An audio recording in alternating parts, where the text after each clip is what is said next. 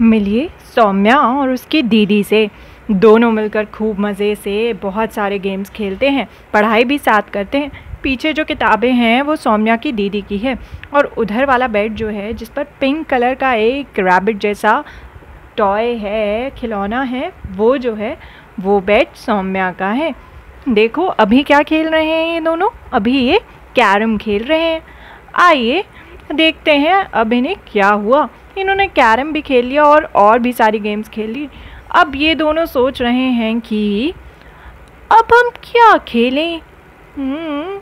देखते हैं अब ये क्या खेलते हैं। पर रसोई में से मम्मी आवाज़ लगाती है, घर में मेहमान आने वाले हैं, जल्दी से अपना कमरा साफ करो, मैंने बर्तन धो लिए हैं।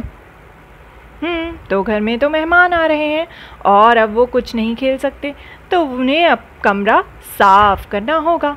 और देखिए सौम्या अपनी जेब से निकालती है एक जादुई क्रिस्टल हीरा और वो उसे रगड़ती है, और अचानक वहाँ पर आ जाती है एक परी।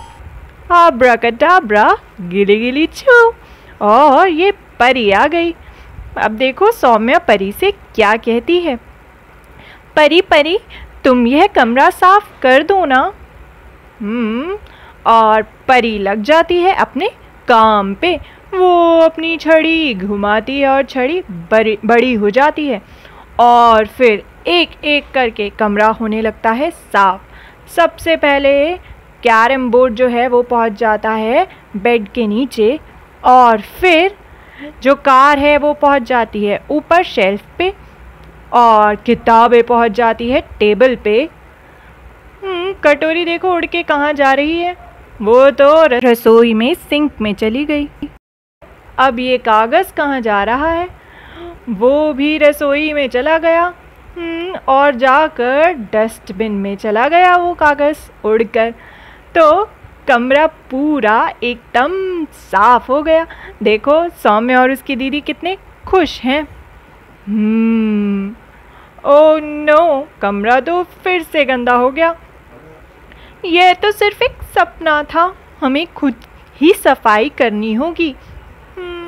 तो ये तो सिर्फ एक सपना था, परिवरी कुछ नहीं थी। कितना अच्छा सपना था, अगर ऐसा होता तो कितना मज़ा आता। हम अपनी चीज़ें यूं ही साफ़ कर लेते, लेकिन अब फैलाई है तो साफ़ तो करनी होगी, गंदा घर तो नहीं छोड़ सकते ना।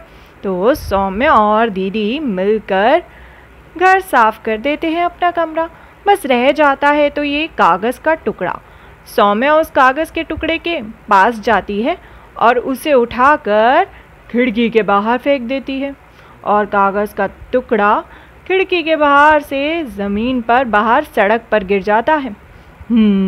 और अब देखिए दीदी को आता है फिर से बहुत गुस्सा। सौम्या तो बिल्कुल खुश है, लेकिन दीदी बहुत गुस्से में है। कागज़ नीचे क्यों फेंका, ऐसे ही तो सड़क गंदी होती है। हमें क्या, कल सफाई हो जाएगी। क्या तुम घर के अंदर कूड़ा हर ओर फैलाती हो? नहीं, पर सड़क हमारी थोड़ी ना है। क्या तुम सड़क का इस्तेमाल नहीं करती? करती हूँ ना। तो वो तुम्हारी भी तो है। जब हम अपने घर को और अपनी चीज़ों को संभाल कर रखते हैं और सफाई से रखते हैं, तो सड़क को क्यों नहीं? क्या साफ सड़क पसंद नहीं? आपने सही कहा दीदी, जब हम सड़क का इस्तेमाल करते हैं तो वो हमारी भी है, और हम उसे अपनी चीज़ों की तरह हमें उसे साफ रखना चाहिए।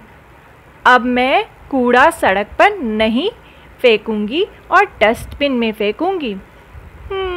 तो सौम्या की दीदी ने उसे समझाया कि सड़क भी हम इस्तेमाल करते हैं और वो हमारी है।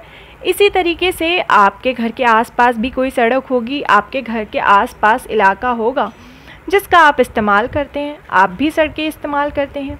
तो जिस तरीके से आप अपने घर की चीज़ें इस्तेमाल करके उसे संभाल कर रखते हैं, साफ़ सुथरा रखते हैं, वैसे ही जब हम सड़क का इस्तेमाल करते हैं तो उसे साफ रखना भी तो हमारा ही काम हुआ ना, क्योंकि सड़क हमारी भी तो है ना।